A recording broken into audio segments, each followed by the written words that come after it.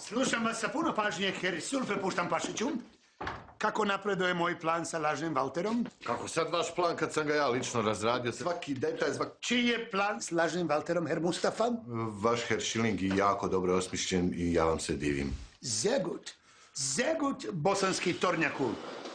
A sada da čujem, kako napreduje taj moj plan? A herr Schilling, stvari baš ne idu onako kako smo se nadali. Pa si zaš problem? Gde je problem, herr Mustafa, gde je? Jeste li lepo objasnili lažnom Valteru sve šta smo se mi dogovorili? A jesam od riječi do riječi. Za lažnog Valtera sam odabrao najboljeg operativca i prošli smo kroz sve detalje plana. Vašeg plana. I dobro, Gidra, ko si ti? Lažni Valter. A tvoj posao je? Da organizujem prebacivanje legalaca u šumu. Tako je, Gidra, a ti si? Lažni Valter. Tako je, Gidra. Zapamti to, ti si lažni Valter. Pa onda se čini da je taj agent sve shvatio. A sve je on shvatio, imali smo dobre pripreme, ali smo negdje proklizali u realizaciji.